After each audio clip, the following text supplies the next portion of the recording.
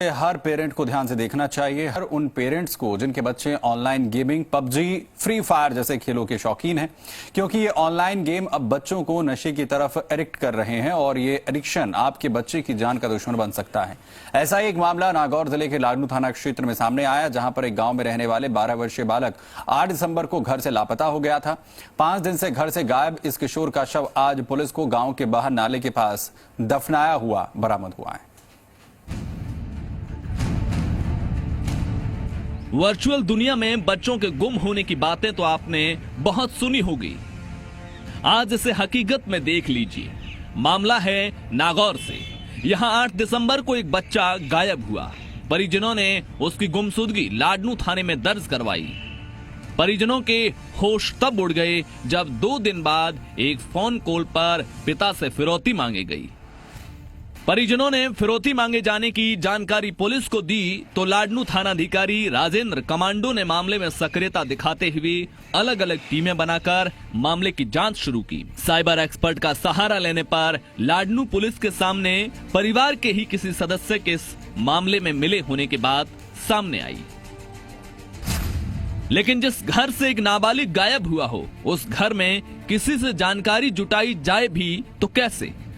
जांच करने पर पता चला कि पिता के पास फिरौती के लिए जो कॉल आया था, उसमें मृतक के परिवार के लोगों का इंटरनेट सोर्स यूज किया गया था, जिसकी वजह से पुलिस का शक और पुख्ता हो गया। 2 टीमें बना करके इस बालक का पता लगाने के लिए काम शुरू किया था।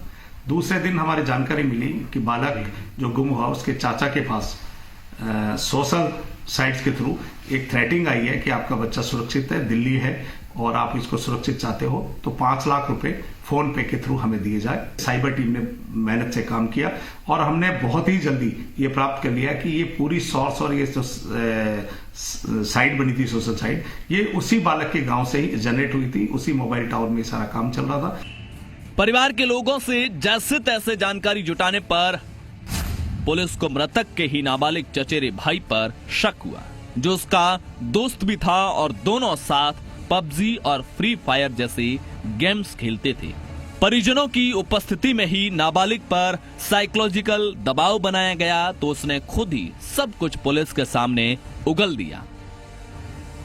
बाल अपचारी और मृतक दोनों ही ऑनलाइन गेम खेलने के आदी थे और उसमें काफी पैसा भी दोनों लगा चुके थे। जिस दिन मृतक घर से गायब हुआ, उस दिन गेम की बात को लेकर दोनों में अनबन हुई और उसी दिन उसकी गला दबाकर अपचारी ने हत्या कर दी और वहीं नाले के नजदीक गड्ढे में उसको दफना दिया।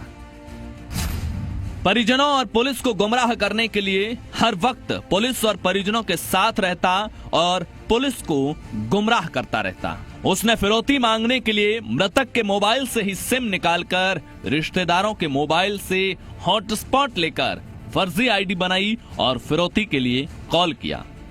बाल अपचारी ने पूरे शातिराना तरीके से न केवल घटना को अंजाम दिया, बल्कि घटना के बाद लगातार पुलिस को गुमराह करता रहा।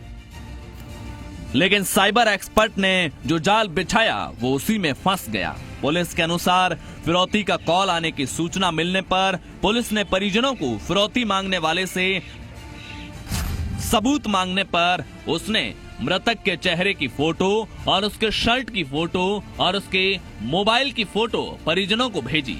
साइबर एक्सपर्ट ने मामले में पूरी तकनीक का उपयोग करते हुए बाल अपचारी तक पहुंच गए, जिसपे हमें हमारी शक्की सुई वहां के एक नाबालिग बच्चे पे गई, जिससे टेक्निकल तरीके से, मनोवैज्ञानिक तरीके से पूछताछ की गई तो उसने एक ऐसे भौंसाने वाले तथ्य सामने दिए कि वो इंटरनेट के कुछ गेम्स है जो पबजी के सब्स्टिट्यूट है, जिनके थ्रू पैसा लगा करके और एक कहेंगे सट्टे जैसी लत उनके पड़ गई, जिसके कारण ये उन्होंने कदम उठाया। उस बच्चे को जिस दिन इन्होंने अपने साथ लेकर के और खेत में लेके गए, उसी दिन इसने हत्या करके जमीन में गाड़ दिया गया। नाबालिग की मौत की वजह चाहे जो भी रही हो, लेकिन इसकी हत्या की वजह कुछ और नहीं बल्कि ये ऑनलाइन गेमिंग प्लेटफॉर्म ही बने। वर्तमान में ज्यादातर बच्चे ऑनलाइन गेम्स के दीवाने हैं और कई बच्चे इसके एडिक्ट हो चुके हैं। गेम की तरह ही वो अपने जीवन में अपराध करने से नहीं डरते हैं।